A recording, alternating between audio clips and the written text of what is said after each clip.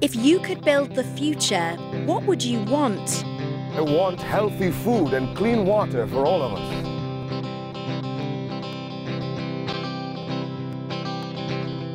I want a good job that helps me and my family. I want to swim in clean oceans.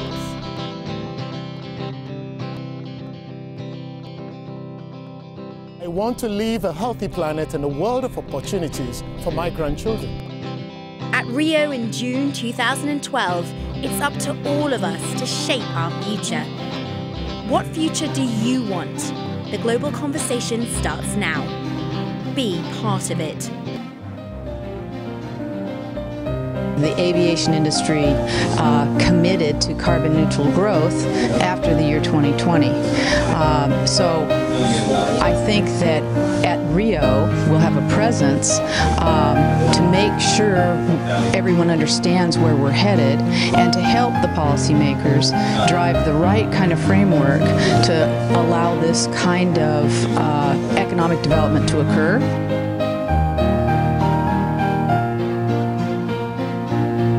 Industry, government, civil society need to come together. We need to find common ground. I think we, on the long-term side, all have the same vision, and we need to come together and understand each other so that we can move forward together.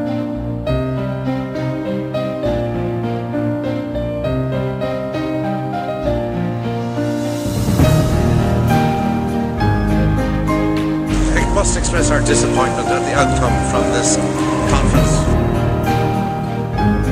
A process that began 2 years ago, and as one civil society representative to put it, rather than save the planet, the politicians have decided to save face. We have a safe document that everyone can sign up to, with no accountability for the recommendations within it, no Commissioner for Environment who could oversee this outcome and call nations to account. And in many ways we have lost ourselves in the detail of the many issues and forgotten that what this is about is the survival of the planet.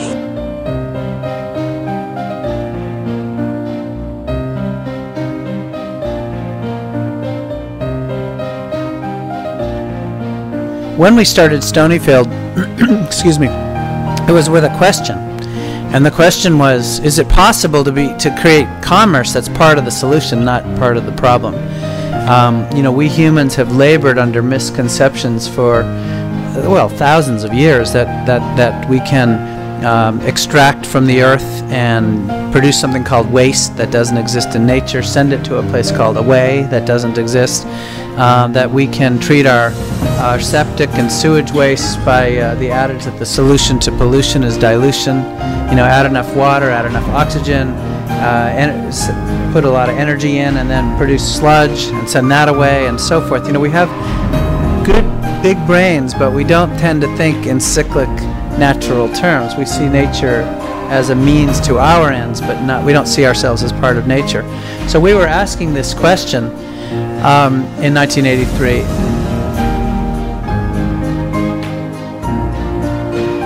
And what happened was by 1998, I knew that the answer was a definite yes. My company has grown over now 18 straight years. We've grown over 24% annually, which any industry would be thrilled to have those numbers. In an industry, by the way, that's growing 3 to 4%. My company has now twice, I've doubled my profitability in the last 5 years, so that it's bigger, it's more than my competitors, my big, giant Yoplait, Danone competitors. And I've done it all without advertising. I've done it, I shouldn't say without, but basically with none, with less than 1/5 of what they spend on a per dollar of revenue basis. And every step of the way, whether on driving my costs out of my business or driving revenue into my business, bringing consumers in, I have discovered that sustainable practices are much more profitable than not.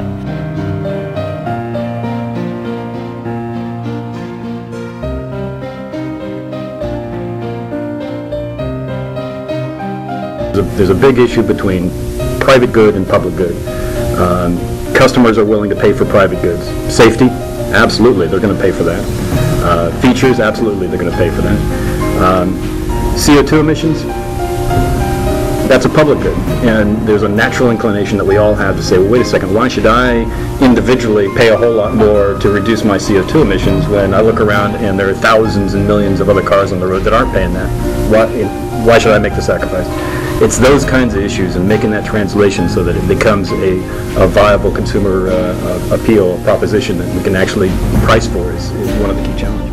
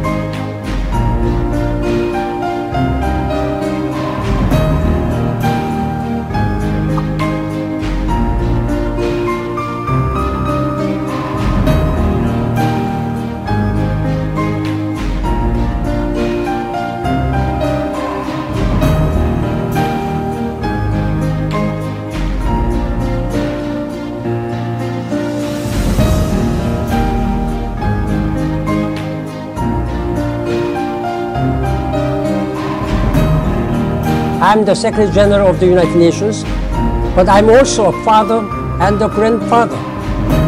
I want a world where everyone can breathe clean air, drink safe water, and have enough to eat. A world in which all people can get an education, live with dignity, and make a decent living. I know we can do it. In my life and in my work, I have seen great pain, but also great hope. Tell the world about the future you want. Together we have the power to make a difference. Together we can change the world.